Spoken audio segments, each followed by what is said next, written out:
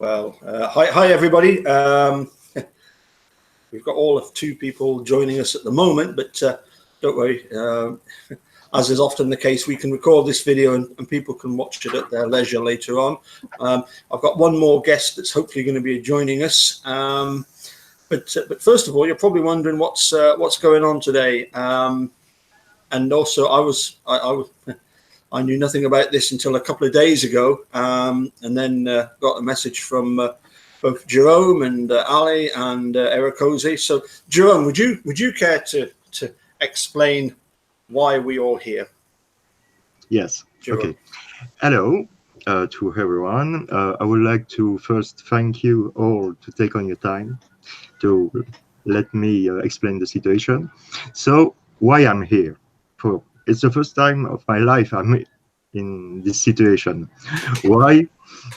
Because how I explained you before, I play music and I read songs, I read poetry, I paint, I love nature, and I never do stuff like that, like this. So why? Because I see, like so many people, the making a murderer. So, but unless me, uh, I have started to watch after making the first making a murder division in our country, Belgium, France, where the people talking French. Um, I have started to watching Erekose videos. After I have see Allie's videos.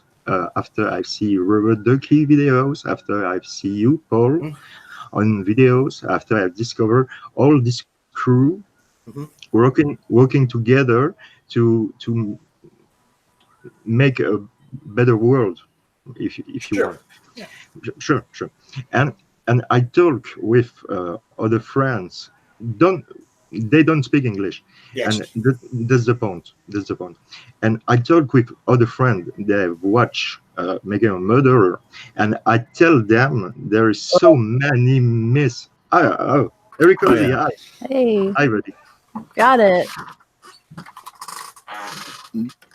So carry on, Jerome. Glad you could join us, dude. Allie. So I continue. Yes, please do that. Yes, please do. Yeah. So I talk with so many people, and all the time that I explain them. In this case, there is so many stuff doesn't work.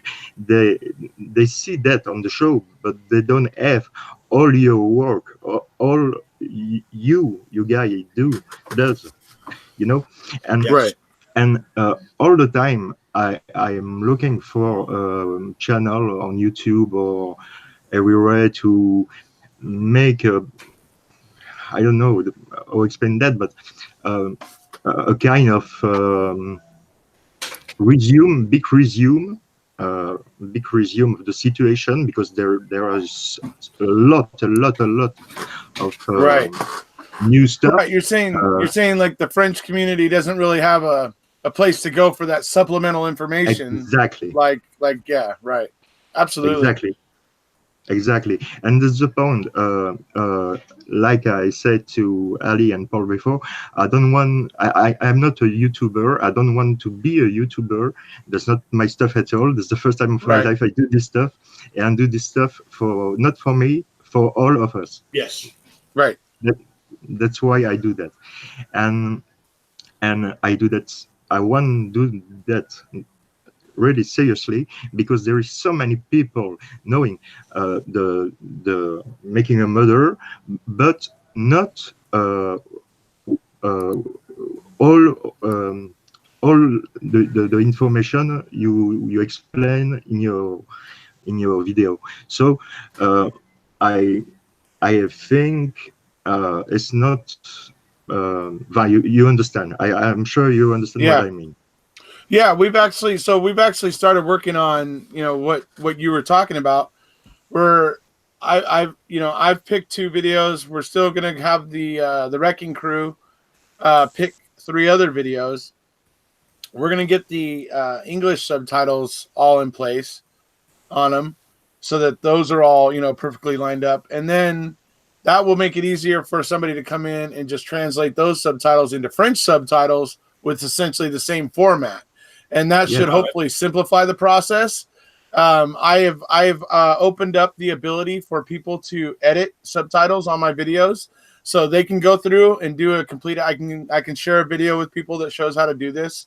There's a tutorial video out there on YouTube that shows you how you can do this. I have already enabled it, so when you guys watch that video and wonder whether I've enabled it on my side. You guys can go in there and then you can go ahead and create a whole subtitle for my video. And then you can submit it, and then it will show up in my editing, my YouTube editing, and then I can go in there and say, okay, and I can review it, and I can say, okay, approved, and then that will become I've done it now for 2 English subtitles because somebody's already gone through and verified the English subtitles on 2 videos for me. And we're going to do that, like I said, on these 5 videos that we're going to send over to you, Jerome. And like I said, it makes it easy because you can just go in there, you can see what's there in the English ones, and you can basically write your transcription in French, and then just use the same format and create French subtitles. So that's what we're doing. We're looking to do, and I'm excited. I think it's cool. I mean, that more and more people will be able to, understand a lot of, what my videos are about that don't speak English. That's going to be really cool. So I even know Denise Rainey in the Wrecking Crew. She's going to have her son. I know her. Yeah, she's going to have her son actually translate the Steve Moore video, which is one of the ones I'm going to have translated to French. Her son's doing a German project right now, and he's going to translate that video to German. Oh, so excellent. This could be kind of a fun thing, honestly, to be perfectly honest, to watch my videos potentially get more translated into more and more, languages could be kind of fun. But yeah, we're absolutely trying to do everything on our end to try to help make it, simplify it for you and make it easier for you and anybody else actually that wants to try and, translate my videos into Japanese, Chinese, Vietnamese, whatever it may end up being in the end. But, hopefully we're going to be able to create that where it's a little easier for everybody. So, sure. Jerome, would you like to just speak a bit of French for anybody French that's going to be watching this later on, just to briefly explain what you've just said? Yeah, sure. Bon alors, voilà, je suis là ce soir pour vous expliquer que voilà, il y a énormément de gens qui ont vu Making a Murderer. Malheureusement, ils ne parlent pas anglais, ils ne savent pas suivre les vidéos d'Erekose, Allie, Rubber Ducky, de Paul Capaldi, notre hôte. Et malheureusement, ils passent à côté d'énormément d'informations. Et ils veulent savoir la vérité, mais ils n'ont pas les informations pour les avoir. Donc le problème, c'est que comme ça n'existe pas, j'ai contacté Erekose, Paul et Ali pour justement créer quelque chose pour vous tenir au courant. Ok. Oui, merci. So cool. Thank you very much. Dude, what did Jerome say? You're asking me? I took 2 years of French 25 years ago. 35 years ago and more. The funny thing is, I do know a line of Polish. Yeah. Moja trawna koszaki jest szybsza niż twoja maszyna. Yeah. Yeah, very useful. Do you know what it means? No. It's an insult. I'm sure you're going to tell us. It's an insult to a speedway rider, a Polish speedway rider. It says that my lawnmower is faster than your bike. Ah, that's funny. And you do speak some Spanish? If I was to say "Donde están los servicios, por favor," you would know what that means. I know what that means. You're asking me if I know where my visa is? No. He asked for beer. Oh, cerveza. Ah. Okay, gotcha. No. ¿Dónde están los servicios? Los servicios. Services. Toilets. Where are the toilets, please? What are the toilets? Wait. But yes, it is very similar to cerveza, isn't it? What is It's the very Spanish? similar, yeah. What's the Spanish for beer, dude? Spanish for beer is cerveza. And what's the Spanish for dude? El Duderino. That's it. Anyway, we should crack on with something a little bit more sensible. And I mean, I've been wanting to have a chat with Allie on this Hangouts and YouTube for quite a while, because we have one thing in common, and that is that I've She's had an elusive creature at times. I was sick. I was really sick. Oh, right. I was really, really sick. Sorry. Well, it's just the subject of the former. Well, he actually won the election to be district attorney of Manitowoc before handing over his win and going back to being an assistant and giving his win to Mark Roher. We're on about Michael Griesbach.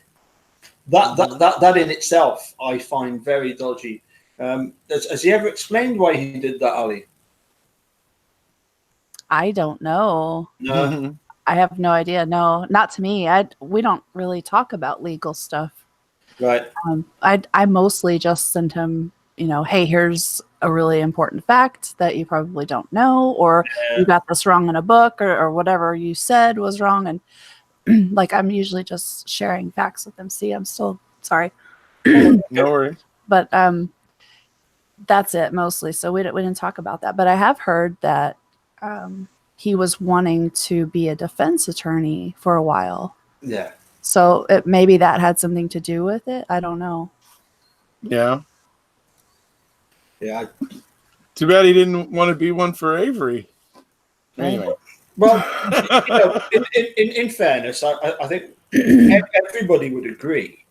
Certainly, anybody that's read the book "The Innocent Killer," they would quite rightly come to the conclusion that the first 2/3 of the book is really very good. Although there's one or two bits of it that are a bit dodgy. He right from the word go, to me he tries to belittle Stephen Avery quite a bit. But in fairness, the first 2/3 of the book deal with the wrongful conviction, explain how it happened. But then the last 2/3, which should be the more important part of the story, he just skates over and actually says, people like Andy Colburn, they've got an impeccable reputation. They're very good people, and we shouldn't suspect. Stephen Avery, Michael Griesbach.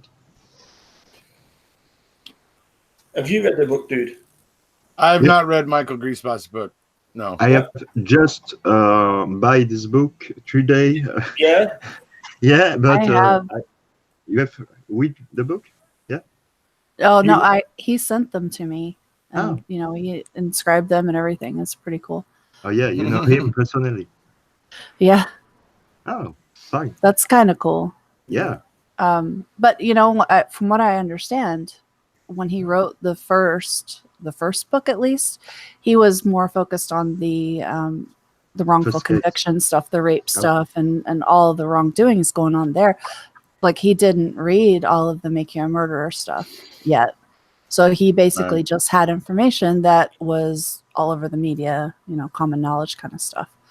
So he hadn't read the transcripts or anything yet at that point, I don't think. I know that now he has. And something that he wrote in the inscription to me was that he would change a lot of the things or some of the things in the book if he could go back and write it again. Because now he knows, things that he didn't back then. So that's kind of cool. Jerome, do you want to do it again? Just a quick recap of what we've just talked about and put it into French again? Yes. Awesome. I just showed the Michael Griesbach book. Okay. Mm-hmm. Yep. Innocent Killer. Innocent Killer. Yeah. Okay. I would like to talk you all about a pound. So, for you, it's easy to understand. All, not all, but so many points of the case because you're aware of that.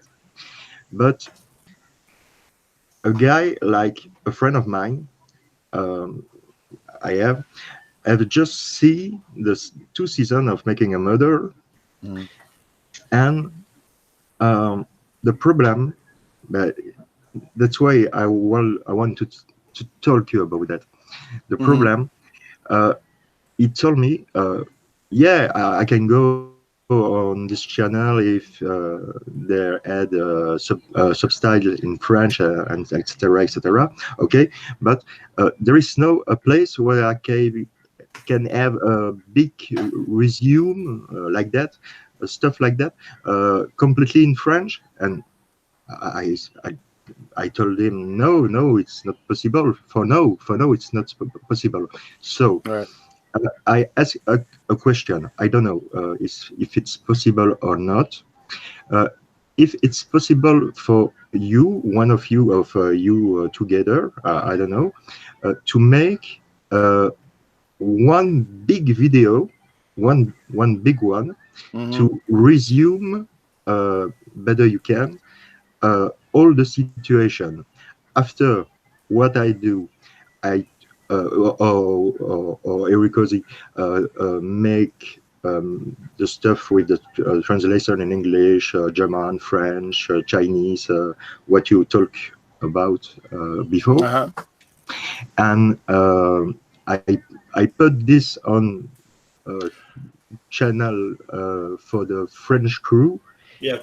And I don't need to made a video to explain why this video explain, you know. Yeah. Because if you come, you don't know anything on Making a Murder, on new stuff, Making a Murder. We have just watched 2 seasons, and you come on a channel and you see 14 or I don't know, 500 Videos, right? videos.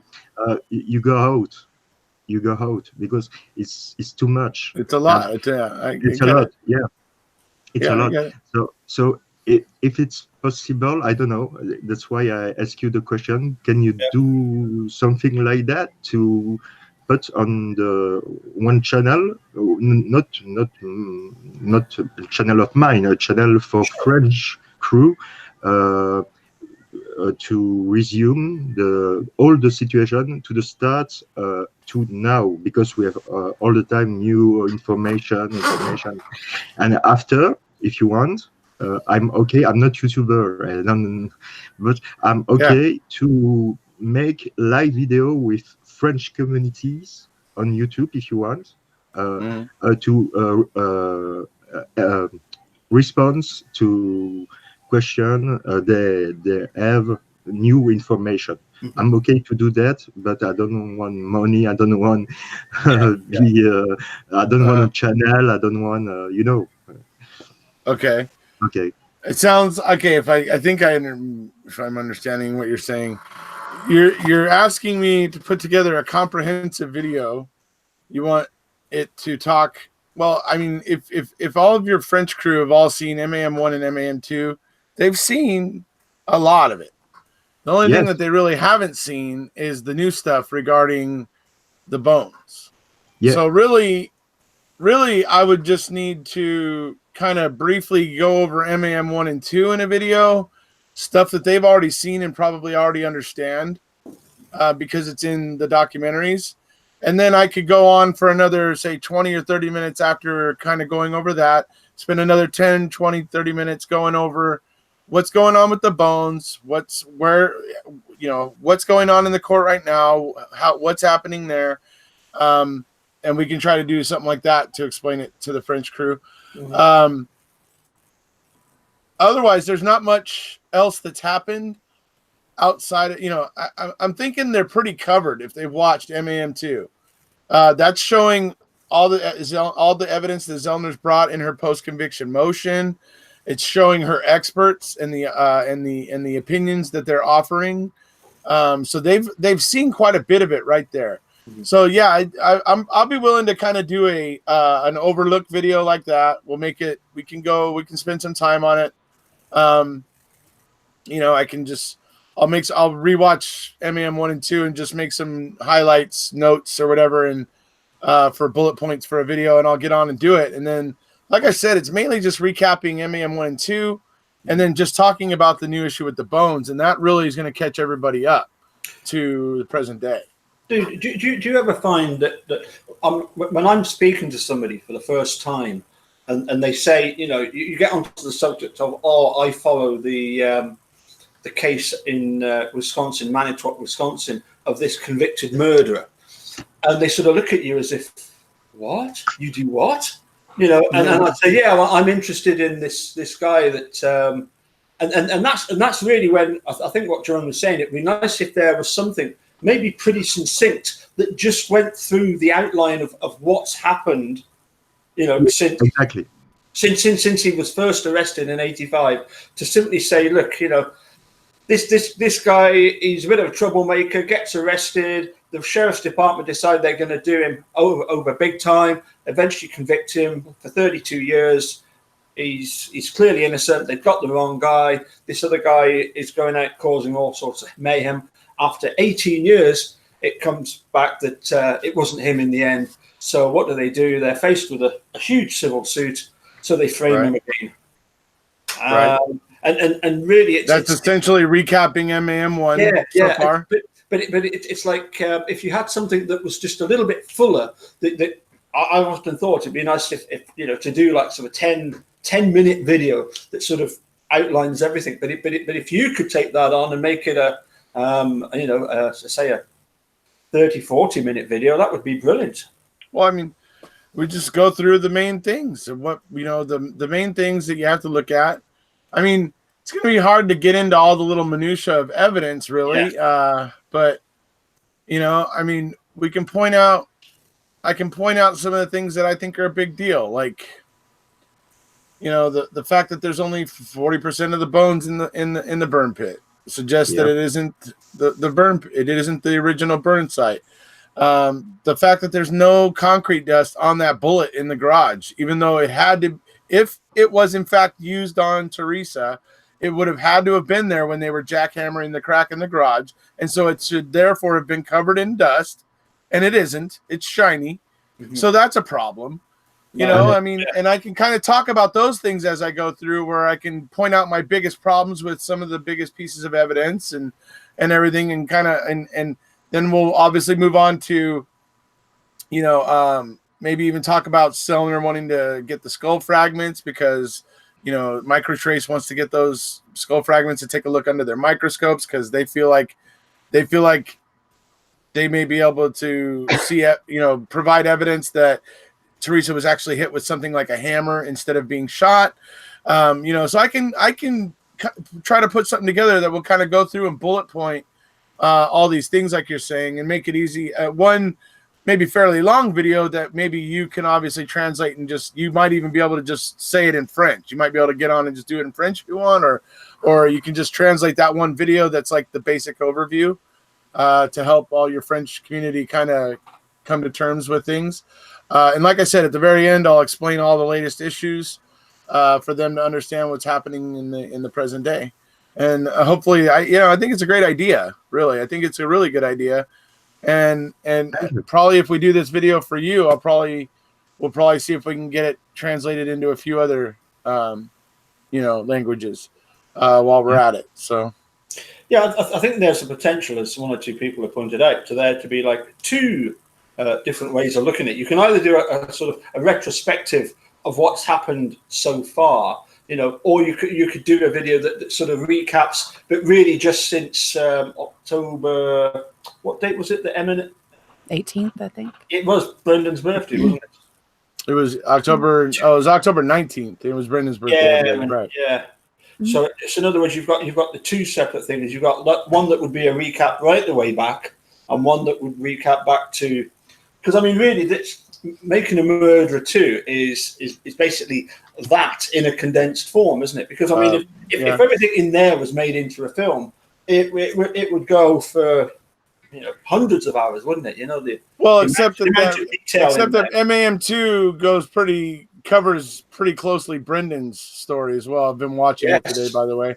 Yeah. So I was watching it half the day. I was pulling little clips from it for a little video I'm going to upload after this. But they cover Brendan's story a little bit better. And to get back to what you were saying earlier, Paul, you were talking about when you talk to people in the public about how you support Stephen or Brendan or whatever. And the way you put it is, I support this guy who's convicted of murder in Wisconsin or whatever. That's not actually the way I say it when I talk to people about it. Like, for instance, I like the Friday, shock value of that. I like it for the fun of, For instance, go ahead, Joe. Can I ask you a question? Yeah, sure. Yeah, because in Belgium, if the case was in Belgium, Stephen Avery and Randon was free today. It's for sure. It wouldn't have. Sure. Yeah. It wouldn't have been gone to court. Tell me if I'm wrong. But we don't have proof of the crime scene. No. Right. There's nothing. no evidence that Teresa was killed anywhere on Avery Salvage. Yeah, there's no evidence of that. in Belgium, if stuff like that happens, it's finished. It's over. Game over. Yeah. Other than the bones, which there's only 40% of. Stuff like that. And how many 2 teeth? It's And my question is, on the United States, is it possible to a private investigator to investigate the case? Because this is, so many people told me the real problem. No, it's Stephen, Brendan for sure, and Justice for Teresa for sure. But the third problem is the killer is still free, and no one in the United States can do something to investigate to the real killer and do something, because I don't think Katin Zellner do something in this sense. I think she do something to get Stephen out of jail and not catch the real killer. That's my question. I disagree. I disagree with that. I think Zellner's working at getting somebody actually on the hook. I think she is. Okay. Kirby is. Yeah, Kirby, absolutely. Yeah. Okay. I think she says in the documentary, people look at me like I'm crazy for doing that. She's like, but I can't help it. It just seems like the logical thing to do is if I uncover evidence that points at somebody, it only makes sense that I share that and express that. I mean, that's essentially, and to talk about an independent investigation, which is what I think you're basically talking about there, was that's exactly what she's doing. She's running an independent investigation with her own investigators. And, she's got people going and turning over rocks and trying to figure things out and talking to people and that sort of stuff. So, I mean, she's definitely doing those things. Would you like to see it maybe from, say, an agency like the FBI coming in there and going, hey, Wisconsin, what the hell's going on here? Yeah. We kept hoping you guys would clean up your own backyard here and get rid of this mess, but you guys just seem to want to perpetuate it. Yeah. And I don't know, like you're gluttons for punishment or something.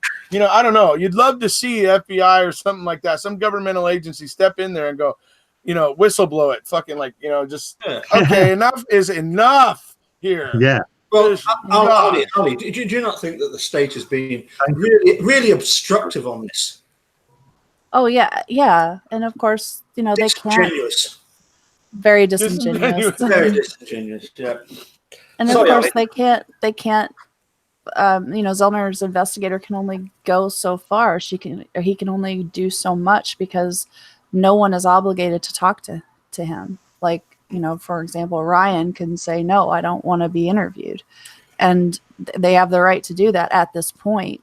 But if there was like a real investigation with the police, when they reopened their investigation, he would be obligated to talk to them. Yeah. He would have to talk to them. And when, if Zellner gets a new trial or even an evidentiary hearing, I believe that will open them up to being obligated to her investigator to to talk to them. So then she might be able to go a little deeper into some of the things that she's not able to right now. But yeah, there has to be, more. Like for example, there's a lot against Ryan with zero investigation, zero. Yeah. No investigation into him, but there's a lot, that points at him. And I can only imagine what there might be if she has there's a real investigation done into him. Who knows what would be, and who else might be popping up, as having some evidence against them even, or a lead, things that can't be followed at this point, unfortunately. Mm-hmm. But yeah, I'd love to see that happen. Hey, Paul, I just want to suggest something real quick. You might consider moderators. No, I just chuck them out, pal. That's okay, sorry. Just chuck them out. I mean, look, I've made it perfectly clear. I am not wasting any breath with any guilter. Stop. They are not worth it. They are a complete and utter waste of space. Hence, Falcon, the rest of you, F off. I'm not wasting any more time with you idiots. I'm not scared of you. I've told them enough times. If you've got set them off on a rant, go and speak to Zelda. Don't bother wasting any time with me. You're going to get absolutely nowhere with me, right? Yeah, bring it. I'll debate with you. I will debate with you. But if you start acting like an asshole, then I'm, we're done talking. Like there's no conversation. But I think that's what this guy in your chat is doing. He's just being a jerk. Yeah. I don't know. I didn't see, but the messages got deleted. He just said something like blah blah blah, and then he said something like this sucks Felicia. Or something. Feel free to leave. Bye. Bye, Felicia. I mean, nobody invited you anyway. That's funny. Yeah. I would like to thank you all. Really.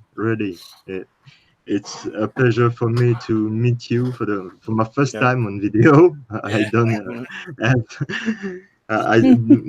I never do this, and you are great. You are really great. You made a fantastic job, and you do that for all of us. Thank you. Thank you for being here, and it's a pleasure talking to you as well, Jerome. Yeah.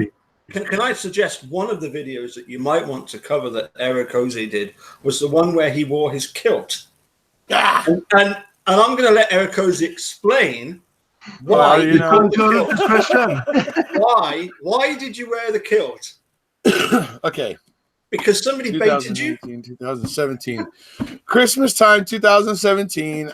It was a lull time.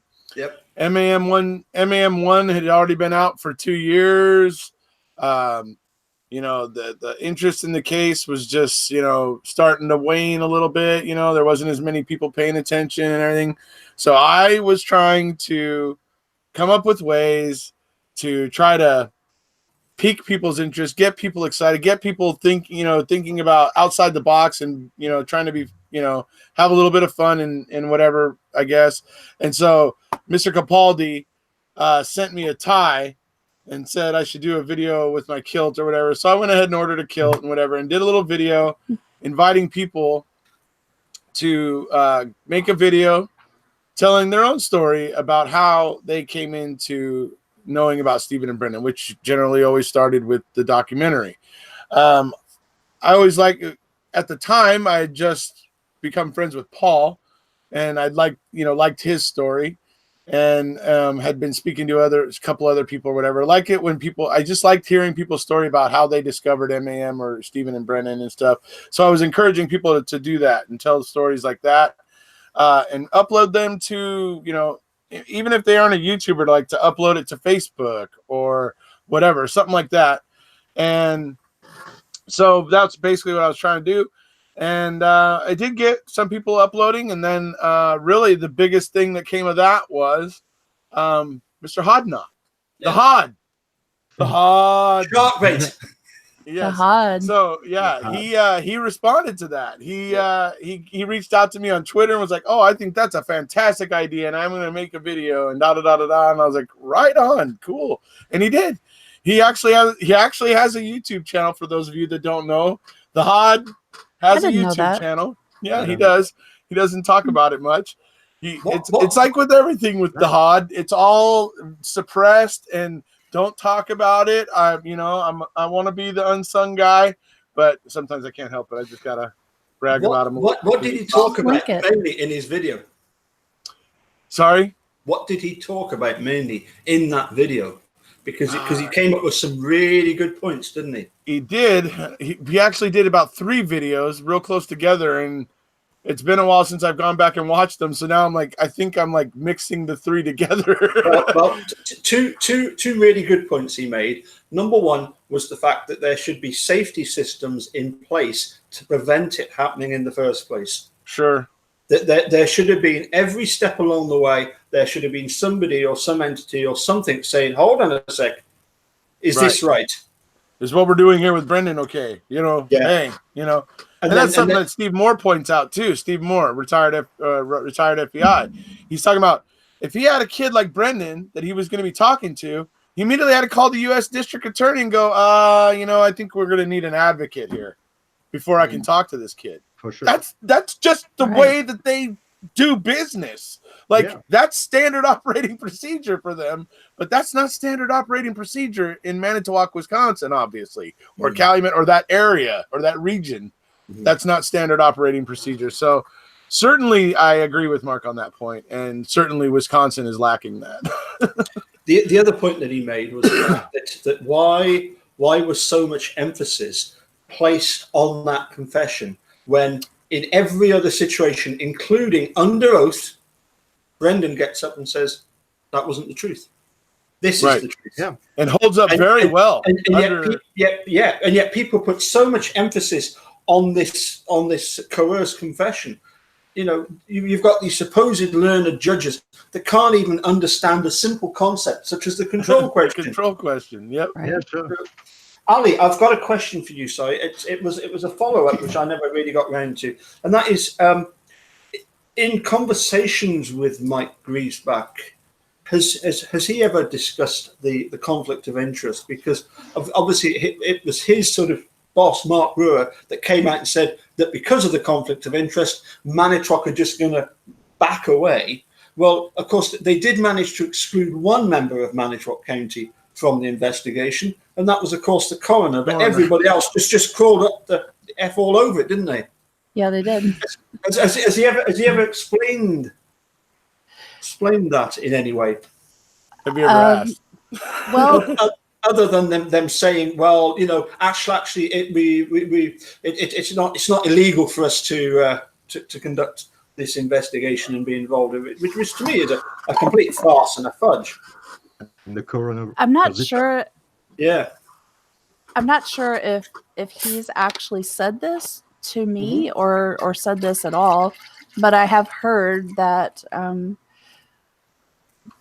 that they needed more forensic type people, people that knew how to collect forensic evidence and such, and that's why people like Lincoln Colburn were in key places collecting forensic evidence and just evidence. But of course, we all know that that's complete BS. They had plenty of forensic collecting people. You're telling me if people in the coroner's office wouldn't be qualified to do that sort of thing? And that seems far-fetched to me. Yeah, he did actually comment on that on Twitter to someone else. Like someone else was really railing him about that, and he said something about, it was a conflict of interest for her to be there because of the department she worked for. So he understands why that was done. And, he never really gets into, but why was there like no coroner there collecting the bones or examining the bones or, whatever she was supposed to be doing? Why was no one else called out? And, it's just oops, we forgot. And I don't really hear a good answer or explanation or response to that because that's not okay. It's not good enough. Can I ask you a question? Yeah. Yes. Fire away, Jerome. It's for you mainly. There is one stuff I can understand for sure. Uh,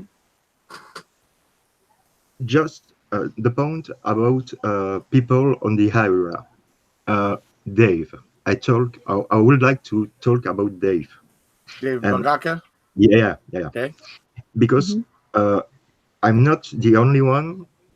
People here thinking all this story is true, really true. For me, I think the story is true. Right.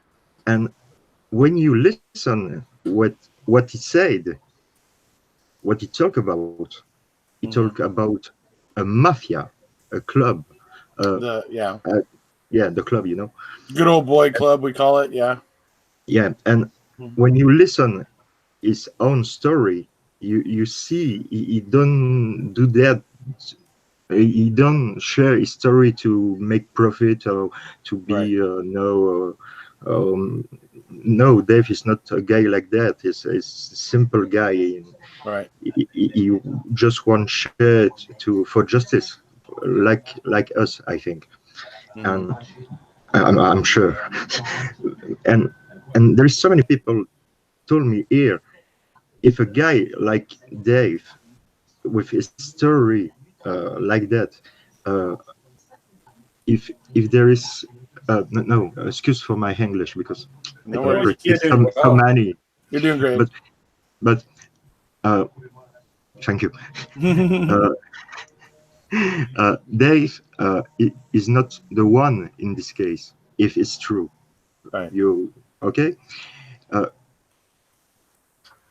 There is so many people here ask me all the time why in this area of Wisconsin people know the story of Dave, knowing the story of Dave and agree with Dave, regroup together and go to the Zollner or other to tell people that can corroborate his story. Are you saying people that can attest to what he's saying?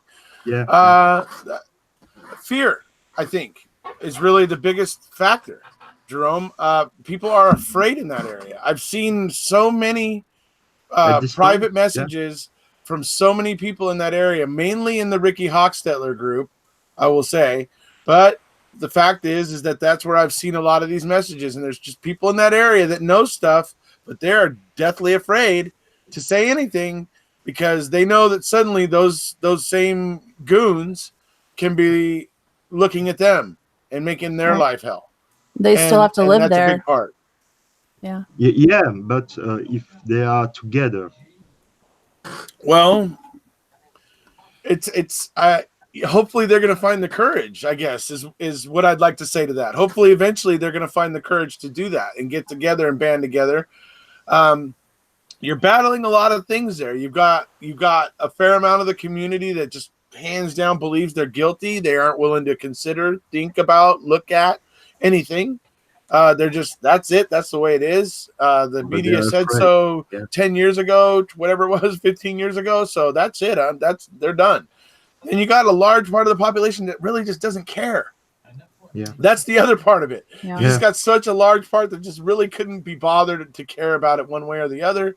And then, you have some people there who have had bad dealings with law enforcement and people like that and do have stories to tell, but they're afraid. They're afraid because, they're afraid that those same officers will then retaliate if they say anything.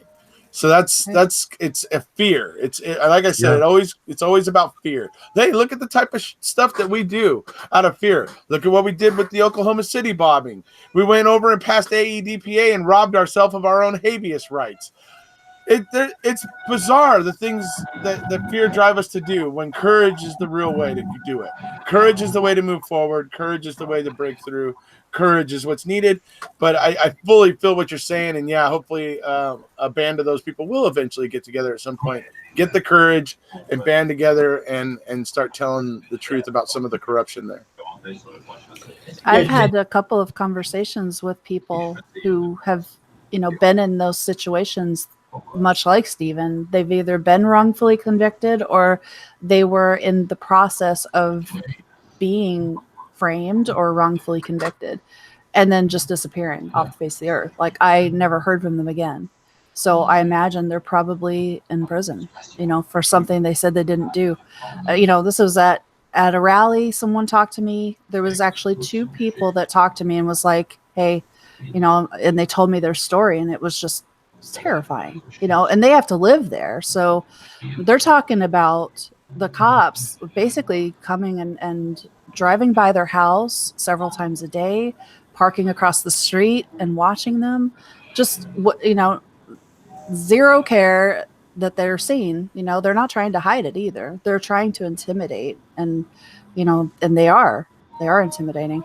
And then of course on Facebook, there's been a couple of people who've told me their story. So at least 4 people that I've spoke to off the top of my head that I can think of with similar stories. And, I think if they had a place or a way that they could all come together, they might have something, maybe a little more foundation to stand on, and they might not be so afraid because they'd feel like, okay, I'm not alone, and I've got these other people who are willing to stand up with me.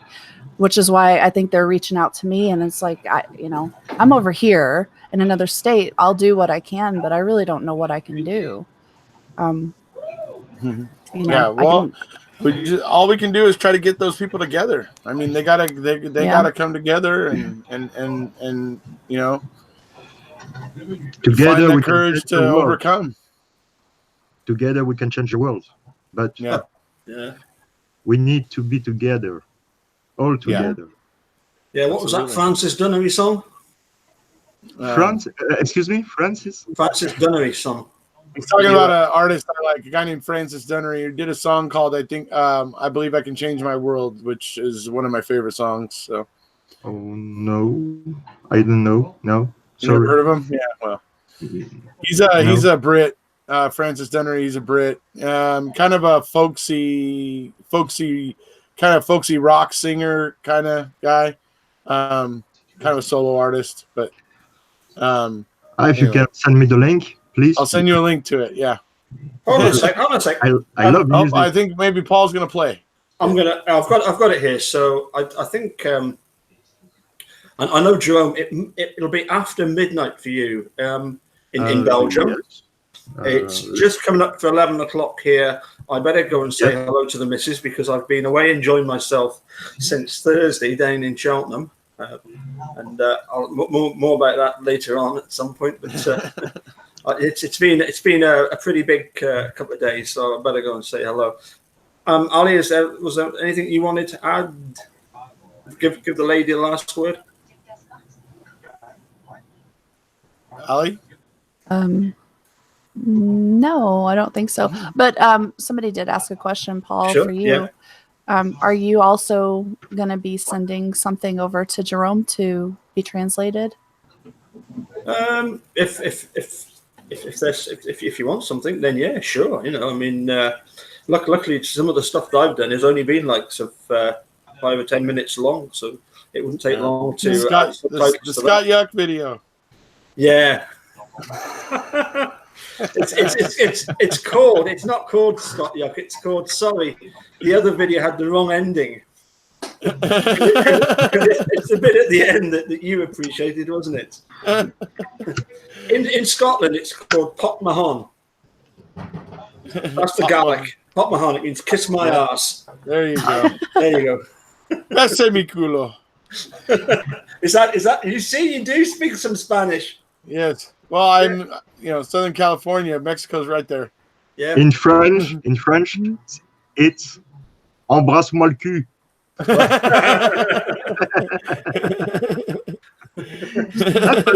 Funny. It's a funny language, Embrasse-moi le cul. It's kiss my ass. Embrasse le cul. Well, thank you, Allie, for joining us. And as I said, it's been something I've been wanting to do for a long, long time. Is to have a chat with you. Maybe the next time I could be a bit selfish and just have you to myself.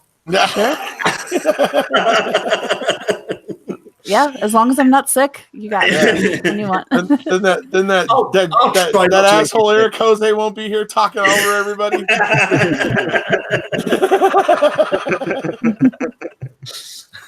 No, that asshole is welcome anytime.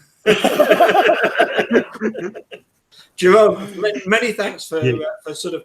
Yeah, well, it was your idea that more or less got us all together here, wasn't it? You know. Yeah. So would you finish off by just saying cheerio to everybody with Spanish? Sorry, French, and then I'll hit the play button on the Francis Dunnery. Me? Yeah, Yeah. please. Finish us off in French. Finish us off saying goodbye to everybody in French. Au revoir à tout le monde. Thank you very much. All Here right. we go. Let's see if I can get this to play.